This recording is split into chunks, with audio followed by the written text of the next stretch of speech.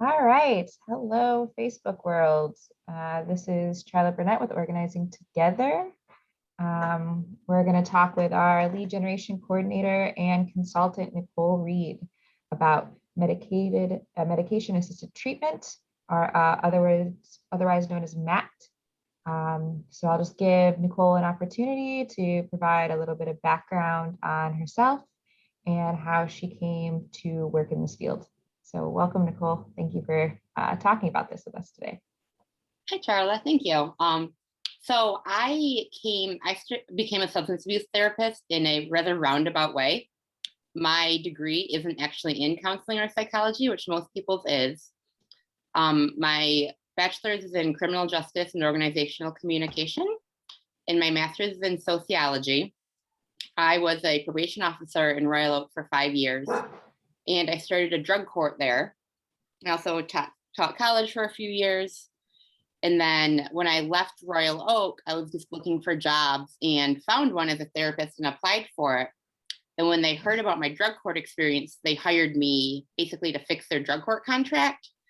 And my supervisor, who's now the VP of the company, trained me on the job. So I was really lucky in the fact that I had about 8 months of on-the-job training with my supervisor, who has a PhD now.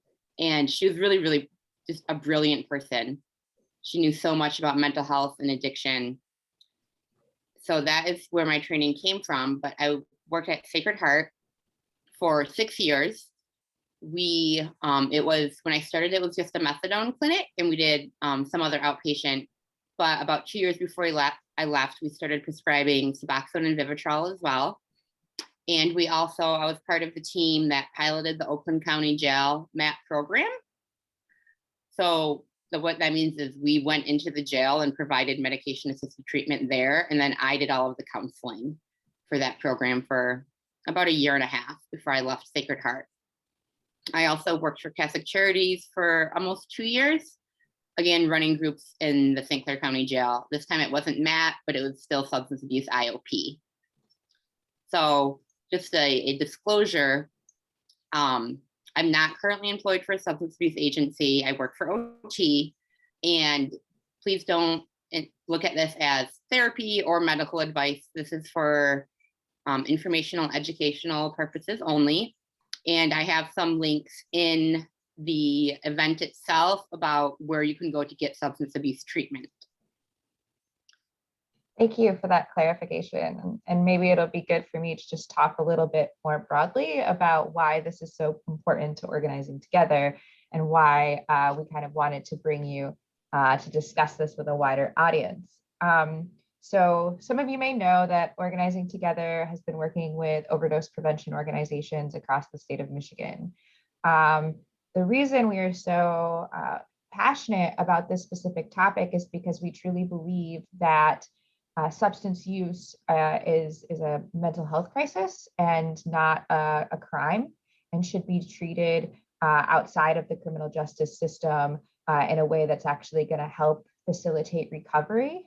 And this is so important to me personally because, and Nicole, I mean, she's from Michigan as well, but we grew up here, and a lot of our friends and even our family have been impacted by addiction. It's really something you can't get away from here, and it makes it so that we're not able to be economically mobile. We're not able to succeed sustainably as a community because so many of us struggle with substance use. And then when they do go to get help, they're criminalized for that, and then they're in the system, and it makes it a lot more difficult to get out and to be hireable, and to be seen as a productive member of society. So we continue to work with organizations that are advocating or teaching substance use treatment and overdose prevention. And so this is just a kind of wider discussion on what are kind of some issues surrounding MAT, and why is there so much bias against MAT programming, and then potentially how we can help to normalize and streamline those types of services across the state. So thanks. I appreciate that kind of general clause. Thank you so much for that, Charla. everyone is affected by addiction in some way, whether it's an immediate family member or a friend. It is a widespread pandemic in this country. Opiate use has gotten a lot more publicity in the past, like I would say 10 years. And that's primarily because it started to affect white suburban kids. And with the history of our country, that is when we start paying attention, right? When we can't just say, oh, it's just in the ghetto, we don't have to worry about it. And I saw a lot of that when I was working at the methadone clinic. A lot of people that had really good upbringings and still ended up addicted to opiates. Also, there is a lot of stigma around it, even in spaces that shouldn't have it. My clients experienced that, and I heard a lot of it from people that I felt should know more about addiction. For example, one time we had a client on methadone and they were also being prescribed benzos. And so our doctor called their doctor to say, hey, like, this isn't safe. And their doctor was like, well, how do I get them off benzos? They're like, well, why would you prescribe it if you don't know how to get someone off of it? So there's even a lot of people in the medical community, like doctors themselves, who just don't know what they should know about addiction and substance abuse. And I had a lot of clients over the years who got addicted to what we call physician-assisted addiction. They would get injured at work or in a car accident, and then their doctors would prescribe them opiates. And then at some point, they'd be like, okay, you should be better now, and cut them off, not really realizing that that person was now physically dependent upon it. And rather than be sick, they would go to the streets first. And so that was the route that a lot of people took. And so many people in this country don't realize it could happen to you. Like, you could get in a really bad car accident and need to be on some sort of opiate for a few months, and then find yourself physically dependent upon it and not know what to do. So it really could happen to any of us. And I think one of the best ways we can normalize it is by talking about it more and just having these conversations. Yeah, no, I couldn't agree more. I think that there has been a lot of racist undertones to the way that we discuss the drug epidemic in this country. And particularly, we seem to place the burden on people of color and other marginalized groups to be like, this happens in only those communities. And I grew up in a diverse community, but I also went to school for a number of years in Eaton County. And it's a small rural farming community. And so many of my friends had addiction problems. And I remember one of my friends, she got addicted to methamphetamines and heroin and was trying to get off of it after a number of years. She had her children taken away. And she was using methadone to be able to get off of those drugs that were going to be much more harmful to her in an effort to better herself and her life, but also so that she could reconnect with her children. But because her children were in Eaton County and in Ingham County, they allowed methadone, they did not allow her to do methadone and see her children at the same time. So there's definitely still a lot of bias and misunderstanding around, not even just at a local community individual level, but even at a decision makers level, even at the county level or the state level. There seems to be a lot of disinformation and policies don't always align. And I'm hoping with this and with other like assisted treatments, like safe use facilities, that we might be able to reduce harm. We're obviously not going to always be able to get someone off of these substances, because let's be honest, that's just not how addiction works. But we can at least reduce harm for themselves and then for everyone else around them. I'm so glad you said that, because that is exactly how I frame the discussion about medication assisted treatment, is that it is harm reduction. If you did not have an addiction to opiates, I would never recommend that you start using methadone or Suboxone, because then you'd become dependent on that for no reason. But if you do have an addiction to opiates, and especially if you've tried treatment before, most people have. They've gone to rehab a couple times, they've tried AA and NA, they've tried to get clean on their own and you can't do it, that is when MAT comes into play, and that is when it's so important. It's my professional opinion that medication-assisted treatment, with maybe the exception of Vivitrol, but the other two should never be used as a first line of treatment. Like, we should give people the opportunity to try rehab and try those other things first, because in reality, they do wind up dependent on Suboxone and Methadone, but it's also harm reduction. I've seen it save lives. I have had clients that just excel, that did wonderfully on it, and were living very happy and productive lives. Like, you know, they had professional jobs, they were taking care of their kids, they were starting companies. So I've personally witnessed the benefits of it, and that's why I believe in it so much. Why do you think that it's still so highly frowned upon? Because there's so much misinformation. Even if you just do a Google search of it, and I know because I did it when I was a PO, like, heard about methadone, looked it up, and I was like, oh, that sounds awful, because the internet is full of crap, basically. There's all that information that people read, and then a lot of it, methadone and Suboxone also are misused and abused. Like, I'm going to be frank about that. It does happen. People do divert it. They get it from places they shouldn't. And then there's also people who get on it specifically, well, I guess both methadone and Suboxone, not because they particularly want to get clean, but because they want to not be sick when they can't afford to buy heroin or other opiates. And so they're in those programs with no real intention of discontinuing their opiate use. And other people see that, like their friends and family see that, like, oh, they've been on methadone for a year and they're still using heroin. So that also makes it look bad. But the thing about substance abuse treatment is we don't turn people away for reasons like that. Like, in order for substance abuse treatment centers to be effective, we have to accept everybody and give them the opportunity. And I've had clients that, like, it was my fourth time doing their intake, and I would ask them at this point, because I'd done it for, 3 times previously, what's going to change this time? Even if they said nothing, we would still accept them into the program, because you never know when it's going to click for someone. The average person relapses 7 times before they get successfully sober. But there was a speaker at Brighton that had been to rehab 100 times. I mean, that's not the norm, but it happens. You just never know when someone's going to get clean and, like, which time it's going to work. So we continue to let those people into treatment, but it sometimes can reflect poorly on the program. Do you think that those individuals who are prescribed to MAT feel a certain level of shame and when they're still relying on something? And does that contribute to people not, like, relying on it or trying it out? Absolutely. I couldn't even count the amount of hours I have spent working with my clients trying to normalize it for them.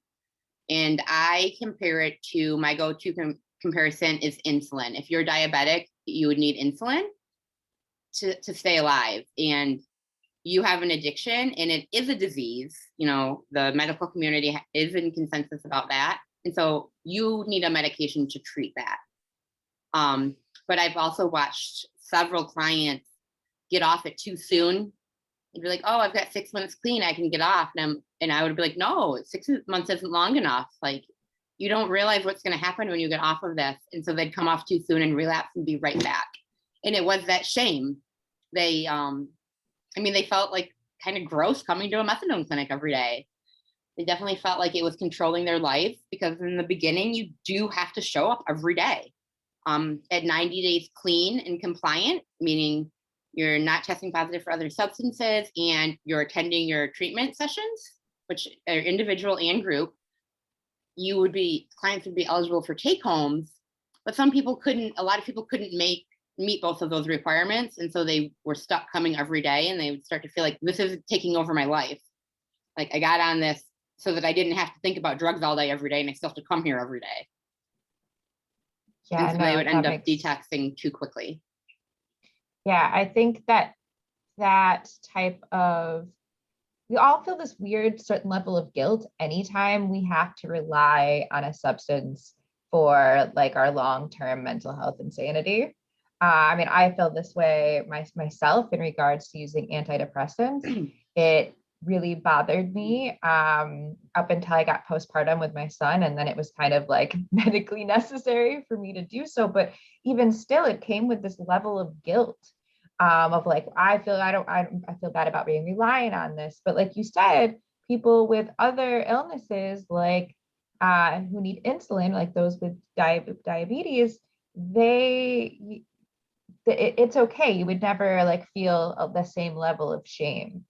And what do you think we need to do to be able to normalize that in a way so that it's not holding people back from seeking treatment? I think there's a couple things. Obviously, having more conversations about it, like more public and private, but a lot more public conversations, and having more positive information in the media about medication assisted treatment would be good. But after working in a methadone clinic for all of those years, in all reality, one of the things we need to do is make them a little bit nicer.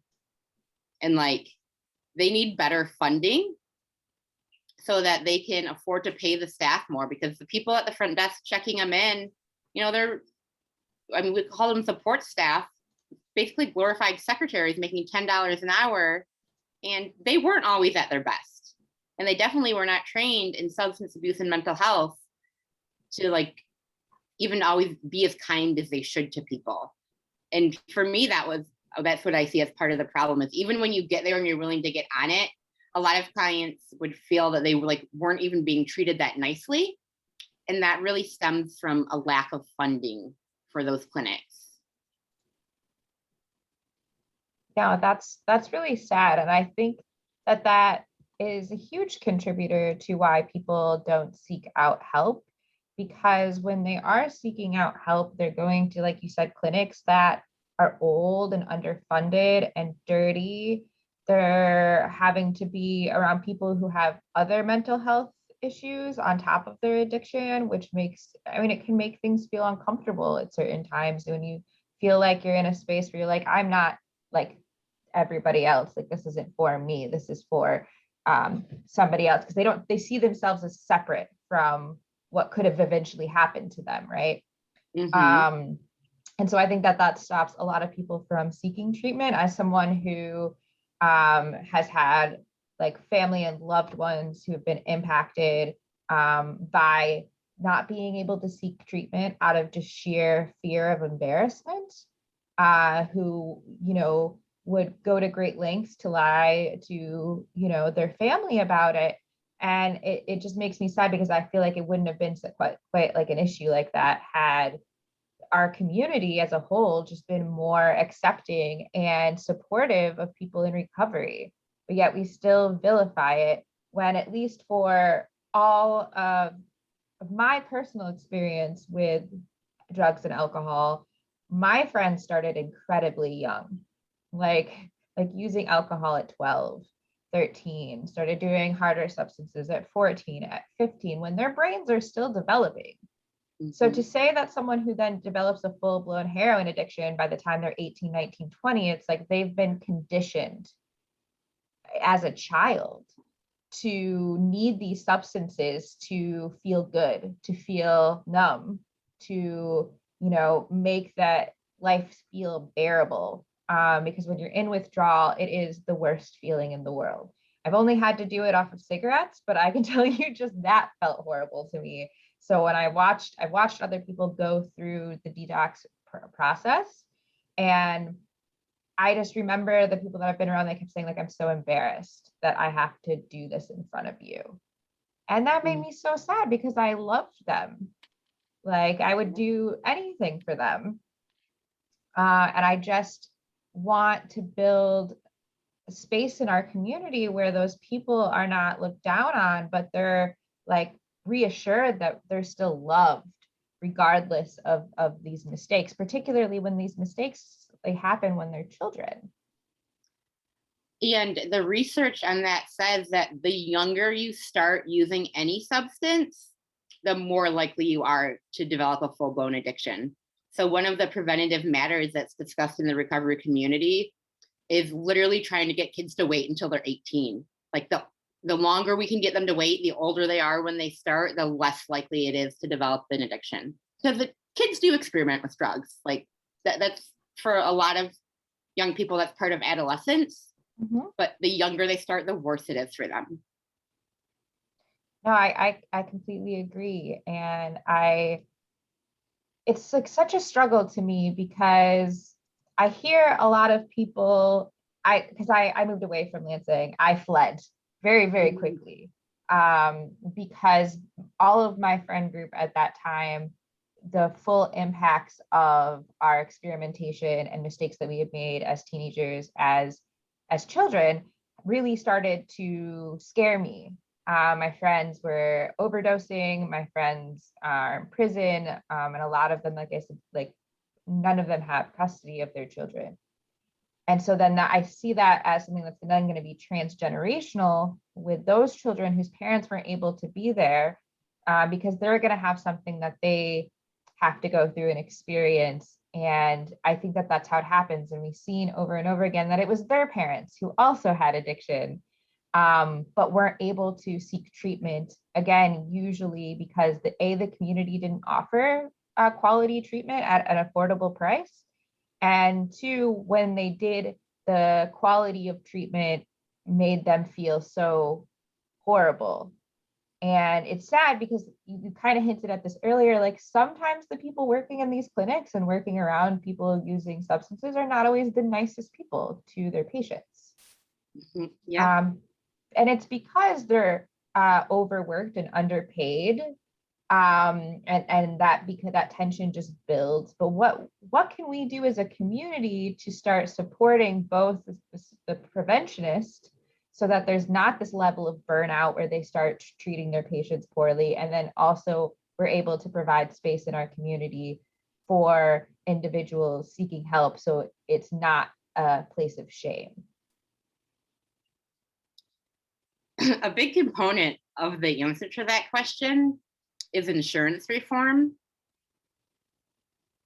because the amount of paperwork you have to do for me, it was the county, but in most areas, it's just the access center to keep someone on methadone, which you have to do. It's not like you can just kick them off for no reason, is insane. And it's because of the way our insurance system is set up that even though they have Medicaid or they have block grant funding, which most people I worked in a public health clinic, like nonprofit. So I don't have much experience with private clinics, but in the public clinics, pretty much everyone can get funding. But then this access center manages that funding, and they have a whole team of people dedicated to asking me to justify why I want to keep this person on medication assisted treatment, beyond just like because it's working or because they're an addict and because they need it. I would spend hours and hours like justifying it to someone who, even if I said like, hey, this person isn't coming to treatment, they're still using, this isn't the right program, we need to remove them, I would have to jump through more hoops to kick them out. So it's like, no matter what I wanted to do with my clients, there's so many hoops I had to jump through. And that mostly comes from the way our insurance system is set up. Also, of course, there was a lot of pressure from the top. They kept asking the therapists to do more without paying us more, without providing us the support that we needed. I think for me, those were the main things that like really led to the burnout. Is like working with the clients was always my favorite part of the job. I loved my clients. They were great people. I loved working with them. It was the other half. It was the administration and the paperwork that stressed me out the most. And that this is part of the reason why you felt the need to leave from that space, correct? Was this feeling of being overwhelmed with the burden that you felt in the way that the structure had been set up, not necessarily what you were doing. Absolutely. And the second agency I worked for was much, much better, but still I was working in a jail, and there was a MAT program there, but I wasn't associated with it. But even there was like stigma of just people seeking just people getting treatment, not everyone was receptive to that. You mean by the fact that they were like accusing the patients of drug seeking and not really needing? It's actually worse than Medication? that. Like, more like they were accusing the patients the patients I worked at in Oakland County Jail most of them were not on a medication. Just like accusing them of being a crappy person who didn't deserve to have a therapist come in and meet with them, which is just a nasty thing to do. Yeah, no, that sounds really horrible and is not probably good for successful recovery. To, the people who are supposed to be helping you are knocking you down or making you feel worse about what you're doing. And there's already so much apprehension in seeking out treatment if it's government related, because obviously people through the jails, through, the counties and stuff, they're the push to go and seek out treatment from them is going to be a lot lower than a nonprofit or some non-governmental organization, because of the criminal justice system as in itself, the skepticism around policing and whether or not police are going to be truthful with them, or probation officers or anyone else in the system are going to be truthful to them, because they haven't been truthful and they've used them in the past to get information on other people, and have really ruined kind of the trust relationship that a lot of people who are experiencing substance use, since they've had to seek out criminal activity to be able to cope with their addiction, they become very skeptical of any of these types of services. And did you think that negatively impacted their relationship and the way that the patients interacted with staff in those types of positions? Absolutely. I had to work really hard in the jail to build trust with my clients, like much harder than I did in an outpatient setting. And even when I could get them to trust me, that does not mean they still did, for the most part, did not trust anyone else in that jail. And let's just say they had a lot of complaints about the way that they were treated. Like, they were not treated kindly by people in general. No, that's really sad to hear, because I feel like there's so little option for people who are experiencing substance misuse issues. And specifically, and this is what we talk a lot about in organizing together, is the difference between horizontal, top-down discussions and policies and bottom-up approaches. And this sounds like there's a tremendous issue with the fact that the decision makers are not listening to people in your position who are actually doing the implementation. Would you think that would be an accurate statement? 100%. So having support and incorporating tools that seek out, and kind of engages with people who are in these treatment programs, who are staff in these treatment programs, about what works best for you. Because I think a lot of the practices that we say work best for the patient are not actually patient-centered a lot of times. And it shows. I think it shows all over our system. For someone I was trying to seek treatment here in Michigan for, they had to leave to go to Florida because they don't do detox and mental health services combined. You can only go and get into recovery program detox, and then you have to leave there to go to a mental health facility if you have mental health issues, which is, I can't remember the statistics, but if you have a mental health issue, more than likely you're going to have a substance abuse issue that goes with that, because you're needing to medicate to be able to cope with the problems that you're having. So I really believe that we need to seek out ways of doing this that are supportive of non-governmental institutions, because they're going to have better trust with the community because they are the community. No, absolutely. I totally agree with you. And so we have organizations throughout Michigan who do all different types of prevention work that are doing amazing things, but they're extremely underfunded. Um, and you know, there has been a movement on like the prevention network to try to get grants for grassroots organizations like Punks for Lunch and other smaller organizations that are really doing that grassroots organizing that needs to happen. But it can't just rely on them because that's all volunteers. Yeah, and there are some great groups. You know, FAN does really good work. Hope Not Handcuffs is a really awesome and fairly new. In the past few years, Hope Not Handcuffs started. And for anyone that doesn't know, it's only in certain counties and cities. But if wherever you live has a Hope Not Handcuffs problem or program, you can go to your local jail. And even if you have warrants, instead of arresting you, they will call, the volunteers are called angels. They'll call an angel who will come and sit with you and get on the phone and find you a treatment center. And they have, because of the people that founded them, they have a lot of really good connections. And sometimes it's easier to get into treatment through Hope Not Handcuffs than just calling your access center, which is what we typically recommend. But there's a drawback to it, is that they're only paying for the detox portion.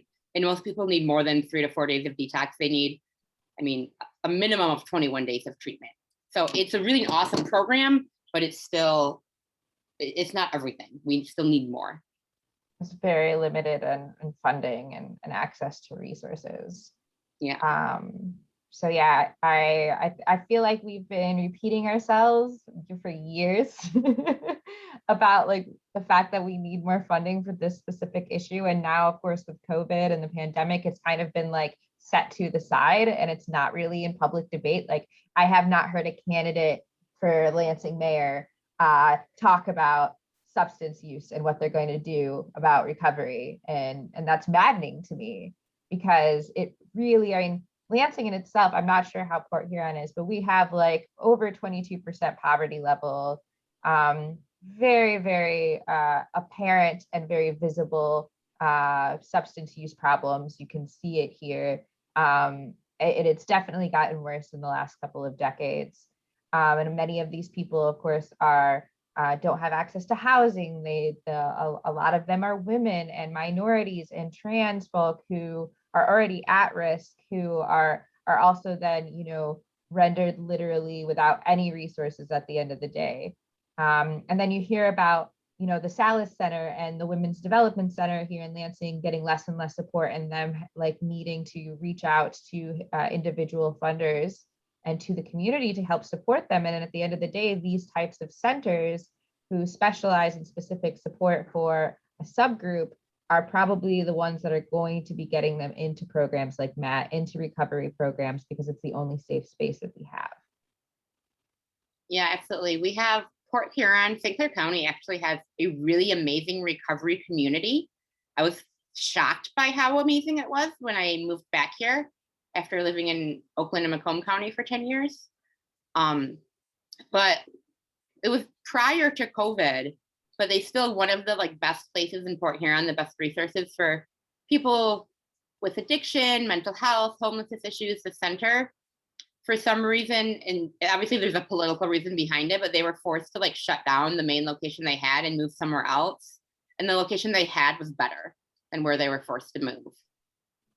So I've seen that here. And we actually have a really big methamphetamine problem in Port Huron specifically. There's obviously other drug use, but meth is a big problem. And there's no medication for that. Like, and the statistics on methamphetamines, the recovery rate is a lot lower than a lot of other substances as well, which makes it a much scarier drug in my opinion. And I've watched it change the structure of people's personalities over time. And at this point, my best friend from high school, he's been making meth for a decade. And has had like horrible stories and has been using it. And I've just watched his transformation over time of someone that was like very happy and upbeat to someone who's very depressed all the time and who talks of suicide all the time. And it's just such a struggle because he's been to recovery programs, he's been to prison, he's, you know, the next step is probably going to be death. And there's really nothing we can do because the system does not provide any opportunity for individuals if they're ex-felons. You can't go to school. You can't get access to adequate health care. So you're and rehab is not covered by like regular health care coverage, and not as long as it needs to be at the very least. And so really, if you're not really well off and have a good job that pays for really great health insurance, the ability for you to even access recovery options like rehab is just out the fucking door. So actually, Medicaid and Black grants do a good job of covering it, but people don't know that. If you call your access center, which I put the list in the, or I had Jeff put the list in the posting, they can find funding for you. If you're low income or if you qualify for Medicaid, they can get you funding that will pay 100% of it. It's really middle class people who have less access, because say like Blue Cross, they'll cover a week and then want you to pay $1,500. So the people that have their own insurance, it ends up costing them more. But a lot of low income people or people that would qualify for the help, they don't even know that. Like maybe that's part of the information is we need a public, part of the problem, we need a public information campaign to let people know. In your past experience though, how long was the waiting list? It varies. On average, I'd say 3 weeks. Yeah, so I like that's also what I heard is like for a lot of people when they make the decision to get clean, it's like I need to go now. Like this isn't gonna happen. Yeah, that's why Hope Not Handcuffs is so powerful, because you can go now. I hope that in the future they find a way to link the detox to at least at a minimum a 21-day residential stay, because people really need all of that.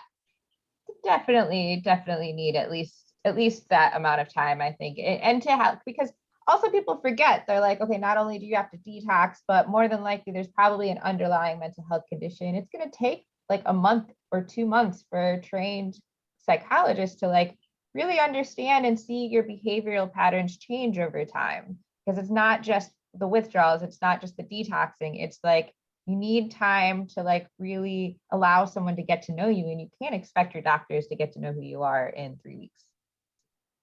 No, in all reality, rehabs are so full and understaffed that you don't even get that much treatment while you're there. That's more just keeping you clean for another 3 weeks. You go to a lot of groups, and you get group treatment, but you don't get a ton of individual treatment. And it takes more than a couple days for that fog in your brain to clear. Sometimes 3 weeks isn't even enough. People will come out, they'll be feeling good, but to really like be 100% clear headed, it can take months, and we simply do not fund treatment for that long for people. Yeah, no, I've had to help people find treatment, and they were only able to stay a month, or if they were lucky 60 days, but having any type of long-term treatment was completely out of it. I know one person got a bill from the recovery in Florida, and it cost the insurance company like $120,000 for a 6-week stay. Yeah, it's insane how much it costs. And yet those companies, those businesses, like they still don't make a ton of money. There's just so much overhead costs and licensing and all of that, which goes back to the state, which then gets reimbursed back to them. It's like this weird cycle of things that occurs. So I don't know. I feel like for those of you watching or whoever watches this, if you're looking for prevention services in your area, we have a map. If you go to organizingtogether.org and click on explore, you can specifically look for prevention and recovery services here in Michigan and in Massachusetts, where our other hub is. And please feel free, if you ever need any support, to reach out to our Facebook, and we can direct you to an agency that can help you get the support that you need. At least in terms of everybody working for all of OT, like we're all on the same page in regards to how we view substance misuse and how we want to help support organizations. So if you are a leader of an organization who is doing really good work in this field, we'd love to have a conversation with you to see how we might be able to support your efforts and continue trying to make change, because we're all tired of this conversation. We've been having it for so long. And it's time we really need to put pressure back on the decision makers who are legislators to step up and do the right thing, which is to ensure that we have treatment available for everyone, not just a few people who can afford it. And that we have treatment that's specialized to the needs of Indigenous, Black, and trans folks, because what they need is going to be completely different than the standard. So our next steps have to be circling back and putting this back on the table for dialogue, pushing them to start talking about it for the next election cycle. Just because COVID happened and we're in need of money, this does not mean that this can be pulled from our recovery services and from our specialty services around substance misuse. So we're gonna keep focused on that and continue to build out our all the organizations we can. Yeah, and I'm so happy to be a part of that. Do you want me to go over the 3 main types of medication-assisted treatment now? Yeah, go ahead. Okay, so I'm gonna start with Vivitrol because in my opinion, it's the least invasive. It's a once-a-month shot. It is expensive. It costs about $1,000 a shot, but Medicaid pays for it, and so do most insurance companies. Some of the benefits of Vivitrol are that it blocks cravings and pleasure from opiates and alcohol. It's one of the drawbacks is that you have to be 10 to 14 days clean to get it. Otherwise, the shot can throw you into precipitated withdrawal, which most of the time you end up in the hospital and you're going to want to die because you're going to be that miserable. So it's best for people who are coming out of rehabs and jails because they have that established 10 days clean. It can be really difficult for someone who is in active addiction that can't get 10 days clean.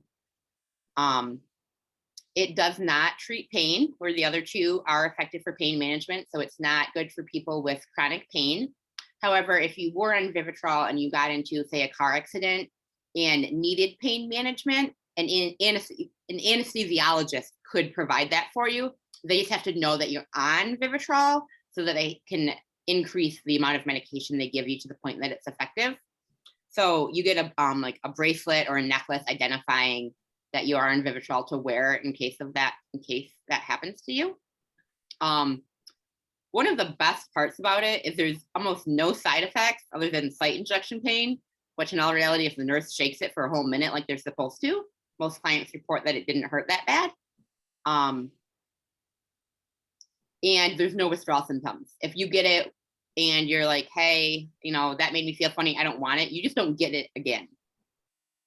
It is meant to last 4 weeks, and that is what the pamphlet will tell you. You can go 31 days. In reality, what my clients tell me is that about 3 weeks, 3.5 weeks, they start having cravings again. And if they use it in those 4 days between like getting it wearing off and getting their next one, they can get high. There is a conversation about making it like getting the shots more frequently, but I'm not sure where their conversation sits right now. It also is not recommended for clients with liver damage, and it's not approved for pregnant or nursing moms. So they give you a pregnancy test every month before they give you the shot if you are, if it's a possibility that you could be pregnant. But it is, again, in my opinion, the least invasive because there's not many negative side effects and there's no withdrawal. Next is Suboxone, which comes in a film or a pill form and is taken daily, usually twice a day. The average dose that is said to be the most therapeutic is between 8 and 16 milligrams. There is a ceiling effect, and there's absolutely no reason to ever be above 32 milligrams of Suboxone. And in reality, most people don't need 32 milligrams. Doctors usually start with a 1 to 3 day supply of it. Some of the pros are it does treat pain. It blocks cravings, and if you use on it, you might feel some of the side effects of using, but you won't feel the euphoria.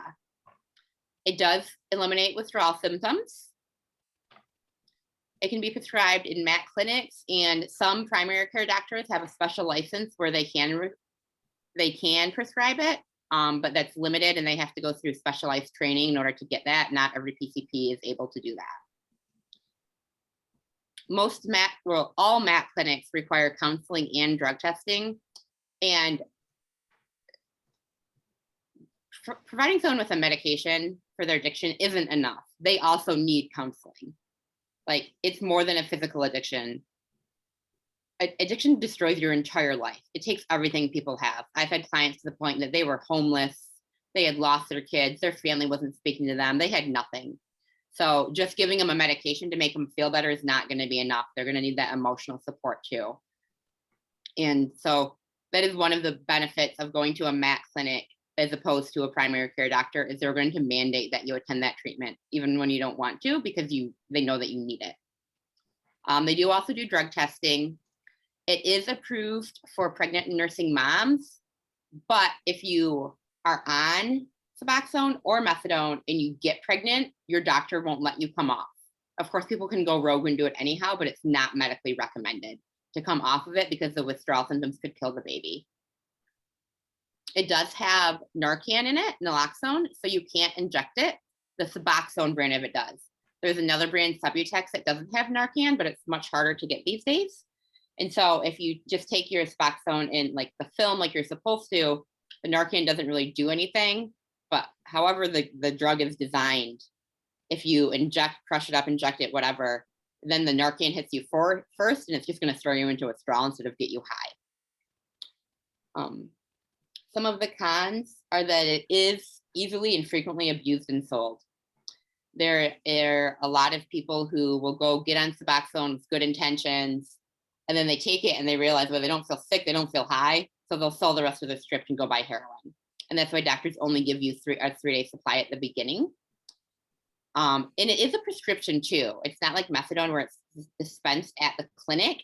So then if you come in and you are prescribed it, you still have to like go to CVS or Walgreens or somewhere to fill it, which that's an added barrier for people, having to not only go to the clinic, but then go to the pharmacy and then have to do it again in 3 days. Because in the beginning, you get like a 3-day supply, then a 7-day supply for a couple weeks. So that's still asking a lot of people. And oftentimes those are people that do not have reliable transportation. Once you are stable on it, when you come off, you will have some withdrawal symptoms, but again, this is harm reduction. Like, it's not perfect, but it does save lives. You can overdose on it if you mix it with benzos and alcohol. Same with Methadone. It's very unlikely that you would overdose. You would have an overdose causing death on Suboxone alone, especially if you're taking it as prescribed. But if you take any benzos or drink on it, that does increase your risk of OD. And depending on what type of opiates you were using, you need to be clean for like 12 to 36 hours before you can start it. You have to be in withdrawal. If you just like use heroin and then come in and take Suboxone, it's going to throw you into precipitated withdrawal, which, same as with Vivitrol, is going to make you very, very sick, and you'll probably end up in the hospital. There is an injectable form of Suboxone now, but it's fairly new and I really don't know much about it. Do you have any questions, Charla, before I move on to Methadone? No. Okay. So Methadone is typically a liquor that's administered at a MAT clinic daily. Some pain clinics prescribe it in pill form. That's not really what I'm talking about though. It's out there, I'm aware of it, but this is focused on the addiction part of Methadone. So some of the pros are treats pain. A big pro to Methadone is you can start on Methadone when you're still using opiates. And for a lot of people, they can't get those even 12 hours clean, or they just don't want to. So we can get people started on Methadone. You know, you can use in the morning and then come in. And most people that are in active addiction have a pretty high tolerance. So even high on heroin, they function kind of similar to how we're functioning right now. Like, they're interacting and able to talk, and that's not going to throw you into an overdose. And then as your dose builds, most people are started at 30 milligrams. On day 1 and day 2, they get 40. On day 3, they get 50. And after that, they have to request increases. which until about 70 milligrams, you get 10 milligram increases. After 70, most doctors will only give you 5 milligrams at a time. But as that builds up in a client's system, they start to feel better, and then we see them decreasing their drug use. It is typically, most people stabilize between 80 and 120 milligrams. Again, with methadone, there's mandatory counseling, there's mandatory drug testing. Another huge benefit of it is that it's administered by a nurse. So every single day, a nurse is looking at you, and they're trained to do a quick check, make sure that you're okay. If clients come in and they smell like alcohol or they look drowsy, they're going to ask some more questions and sometimes refuse to administer that dose because they don't want to risk throwing someone into an overdose by adding methadone to, say, the 5 Xanax that they had before they came in. And it is not safe with Xanax or alcohol. Take homes can be earned on methadone. At 90 days clean, you can get weekends. And then after that, every 90 days, you can get one more, totaling only 4 in the first year, 6 in the second year, I believe. But by attending treatment and stopping all other drug use, that can be earned, because that's a huge drawback if having to go to the clinic every day is a barrier for a lot of people, because they don't have transportation, or sometimes just because it's inconvenient and for whatever reason they can't get there. So that is a big incentive that we use to encourage clients to get clean and to attend their treatment is, okay, well then you can earn take homes, and then you can have a little bit more of your freedom back. So you don't have to show up here every day. It is approved for pregnant and nursing moms, but again, not safe to detox while you're pregnant. Methadone is actually really cheap. A lot of times, like a dose is only like $3 a day, and Medicaid does pay for it. You also, if you wanted to travel out of state and you can't earn take homes yet for whatever reason, either not attending treatment, you haven't been there long enough, or you're still using another drug, we can set up guest dosing at a clinic out of state or somewhere else in the state, but you do have to pay out of pocket for that. And those clinics oftentimes do have some restrictions. Some of the cons of methadone, it is that it's easily and frequently abused and sold. We called it diversion in the clinic. People would do all sorts of weird stuff to get it out of the clinic, stick cotton balls in their mouth. So after you take the dose, the nurse makes you open your mouth to look in there, but people get creative. A really big con of it is that the withdrawal symptoms can last for months, especially if you detox too quickly. So the detox, what I would tell my clients is you need to be stable and clean for at least a year on methadone. And it's not just about being clean, it's also about putting your life back together. Like all the things that fell apart when you were using. You lost your job and your license, you lost custody, you lost your home, you ruined all these relationships. You need to put that stuff back together before you can even think about getting off methadone, because just because you feel okay now because you're stable on it doesn't mean that the rest of your life is okay. And the detox really should be done slowly. So that is definitely a drawback of it. But I would only recommend methadone for people who had chronic drug abuse, like who had, been addicted to opiates for years, especially if they have chronic pain. I would never recommend it for someone who had used Vicodin for a year. No, those people should try Vivitrol and Suboxone first, because they are less invasive and the side effects are easier. They're easier to get off of. I think that was one big, huge thing that I've seen among my friends who had used methadone to come off, was the fact that it still got them very high, and they would nod off, and they were unable to work and really be able to take care of themselves. So they still felt like it wasn't really living or helping them. And that does happen. In all reality, their dose is probably much too high. There were other clinics in Oakland County that I'm not going to call out, even though I could, that would get people up to 300 milligrams.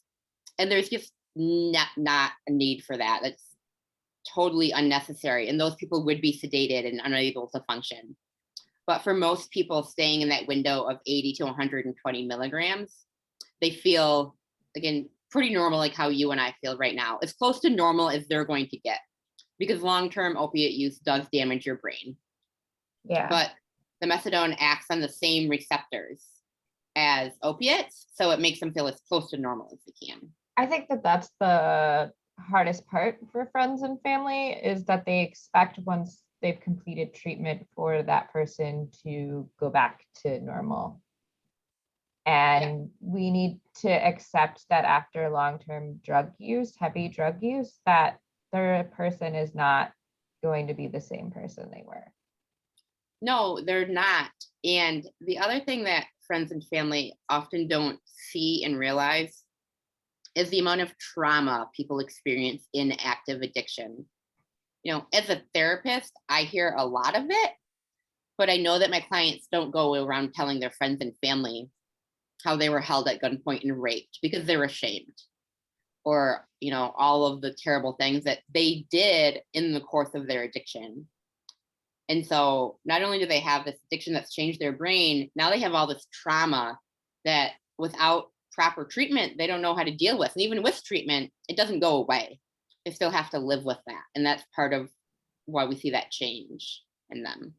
Yeah, no, I think that never, it's hard to forgive yourself when you make a mistake. And I can really empathize with that. And I just hope that we can try to, as a community, build safety nets so that it doesn't feel like there is no out. I agree. In my opinion, one of the leading causes of relapse is guilt. People will get clean and then they have to live with some of the things they've done. And, you know, sometimes it's they got high with their kid in the car, or they left their kid in the apartment for a couple hours and went and got high. And when they're getting high, they're pretty numb. So they're tuning that out, or they're thinking like in that moment, they're making the best decision. Like, oh, my kid's safer here. They're sleeping anyhow. But now that they're getting clean, they look back and realize like, oh, that was really like awful and I shouldn't have done that. And that guilt will eat them alive. And it takes, I feel like, especially for the woman, they have a hard time forgiving themselves and they'll continue to beat themselves up about it. But guilt is one of the nastiest emotions. And at some point you just want to numb it. And what do they do to numb it? Exactly.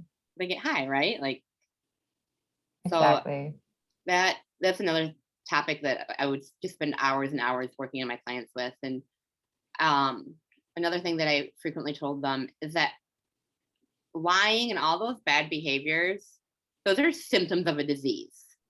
And so that's something I ask them. Would you do that sober right now? Would you leave your kid in the car for half an hour sober? And they're like, oh no, of course not. Say, okay, well, because you know that that's wrong, but when you were sick, you didn't know. You did that when you were sick. And so like you need to forgive yourself because you were ill at the time. And now you're getting better and you know better and you're going to do better. Exactly. So it looks like we're hit 7 o'clock. I've really had a great time talking to you about this specific issue. I'd really like to continue this conversation and maybe get some more people to the organizers, preventionists, recovery specialists to talk about kind of the support and assistance that they need to be able to better do their jobs and do it in a way that's going to facilitate healthy ways of recovery. And obviously that's taking care of our preventionists and recovery specialists as well, because it's traumatizing to watch people go through trauma. And I think we forget that a lot of times. But thank you so much for the work that you did in this space and for the people that you've helped. It really means a lot. And we're really thrilled that you're working with OT and you can bring your wealth of experience and knowledge with you. Well, thank you so much. I'm glad that we did this. Yeah. All right, everybody. Thank you so much for joining us. Please feel free to leave a comment below. If you'd like to hear us discuss another topic with technical experts in the field, just let me know. Otherwise, have a wonderful evening. Thank you. Bye.